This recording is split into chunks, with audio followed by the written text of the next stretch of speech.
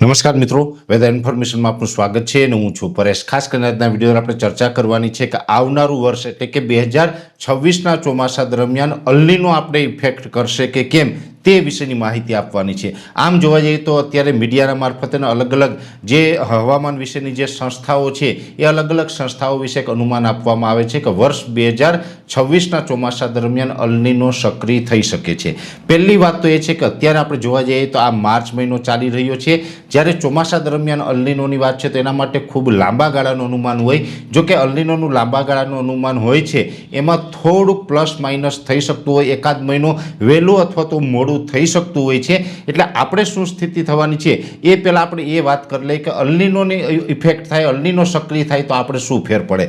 પહેલી વાત તો એ કે અલ્નીનો સક્રિય થયો કોને ગણાય? અલ્નીનો એટલે એક પ્રકાર જોવા જઈએ તો દરિયાઈ સમુદ્રી સજ્જ સપાટીનું તાપમાન છે એને જ અલ્નીનો કહેવામાં આવે છે। ખાસ કરીને જે પ્રશાંત મહાસાગર છે ત્યાં આપણે જે તાપમાન હોય છે, પ્રશાંત મહાસાગરની અંદર પણ ખાસ કરીને પૂર્વી તાપમાન છે એ તાપમાન છે એ નોર્મલ કરતાં ઊંચું જાય અને ત્યાં જે સમુદ્રી તાપમાન ઊંચું જવાને કારણે સમુદ્રનું જે પાણી ગરમ થાય છે એને જ આપણે અલ્નીનો કહીએ છીએ। ત્યાં પાણી ગરમ થાય તો હિન્દ મહાસાગર સુધી પછી ઠંડુ પાણી પણ આવતું હોય છે। બીજા નંબરની અંદર જ્યારે પણ નૈઋત્યનું ચોમાસું ચાલુ થાય છે ત્યારે જે પ્રશાંત મહાસાગરથી જે પવનો છે એ પવનો છે એ સૌપ્રથમ બંગાળની ખાડીમાં, ત્યાર પછી હિન્દ મહાસાગર, મડાગાસ્કર ટાપુ સુધી, અરબ સાગર ને ત્યારથી પછી આપણે કેરળથી એ પવનોની શરૂઆત થતી હોય છે જેને આપણે નૈઋત્યનું ચોમાસું કહીએ છીએ। જે ચોમાસું પવનો આવવા જોઈએ જેને વેપારી પવન પણ આપણે કહીએ છીએ, વેપાર વાયુ પણ કહીએ છીએ, આ જે પવનો છે એની દિશા પણ બદલાઈ જતી હોય છે। જ્યારે જ્યારે સમુદ્રી તાપમાન, જે પ્રશાંત મહાસાગરનું સમુદ્રી તાપમાન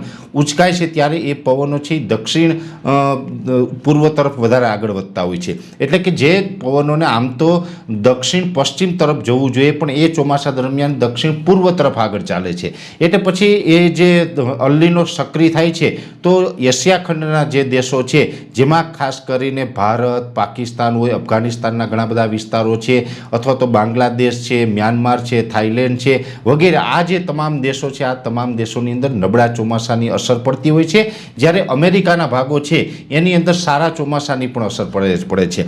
જ્યારે જ્યારે અલ્નીનો સક્રિય થાય છે ત્યારે એશિયા ખંડની અંદર ચોમાસું નબળું થઈ જતું હોય છે અને અમેરિકા ખંડ છે એની અંદર ચોમાસું સારું થતું હોય છે। એટલે બધી અલગ અલગ ઇફેક્ટ એની પડતી હોય છે। હવે ખાસ કરીને જોવા જઈએ તો મોટા ભાગે અત્યાર સુધીના ઇતિહાસમાં એવું જ રહ્યું છે, જ્યારે જ્યારે અલ્નીનો સક્રિય થયો છે, પ્રશાંત મહાસાગરનું તાપમાન ઉંચકાયું છે ત્યારે ત્યારે આપણે ખાસ કરીને ભારત, એશિયા ખંડની અંદર જે અસર થાય છે પણ ખાસ કરીને આપણે ભારત અને એમાં પણ આપણું ગુજરાત, આપણે ચોમાસા દરમિયાન અનિશ્ચિતતા એટલે કે ઓછો વરસાદ પડે, ક્યારેક પડે તો વધારે પડીએ અથવા તો લાંબા સમય સુધી વરસાદ ન પડે અને અર્ધ દુષ્કાળ જેવી પરિસ્થિતિનું નિર્માણ થતું હોય છે। એટલે આ પરિસ્થિતિ અલ્નીનોને કારણે થતી હોય છે મુખ્યત્વે।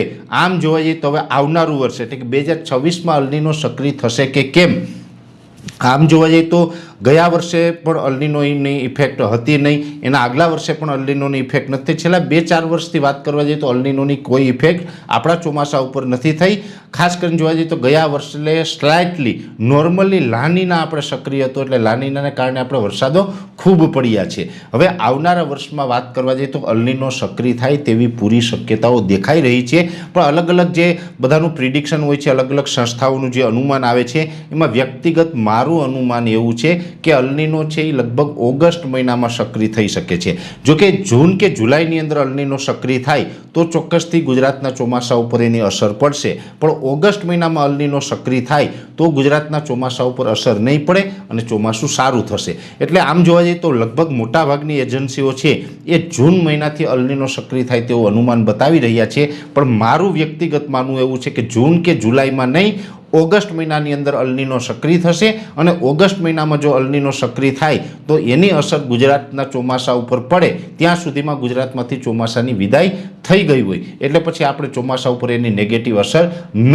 પડે જેની દરેક મિત્રોએ નોંધ લેવી। એટલે આ એક લાંબા ગાળાનું અનુમાન છે, આમાં હજુ પણ ઘણા બધા ફેરફાર આવી શકશે અને અલ્નીનો વિશે આપણે લગભગ દર 15 દિવસે, જ્યાં સુધી ચોમાસું ચાલુ નહીં થાય ત્યાં સુધી દર 15-20 દિવસે આપણે અલ્નીનો વિશેની પણ સ્થિતિ છે આપણે વિડીયોના મારફતે બાબતે માહિતી આપતા રહીશું। અત્યારે આપણે એટલું ચોક્કસથી માનવાનું છે કે ચોમાસા ઉપર અસર નહીં થાય અને વર્ષ 2026નું ચોમાસું છે તે ખૂબ સારું જ રહેશે અને અલ્નીનો છે એ ચોમાસું લગભગ 50% કરતાં વધારે પસાર થઈ જાય તે પછી સક્રિય થશે એવું વ્યક્તિગત મારું માનવું છે। છતાં પણ આગળ ઉપર જે થશે એ કન્ડિશન વિશેની પડેપડની માહિતી છે એ અમે આપના સુધી પહોંચાડતા રહીશું। અત્યારે જે અલ્નીનોની જે વાત હતી એની અંદર એટલું જ। અંતમાં દરેક મિત્રોને વિનંતી રહેશે કે આ વિડીયોને લાઈક આપીને દરેક ગ્રુપમાં શેર કરી દેવો। જો તમે અમને યુટ્યુબ ઉપર જોઈ રહ્યા હોય તો ચેનલને સબસ્ક્રાઈબ કરજો અને ફેસબુક પેજને ફોલો કરજો।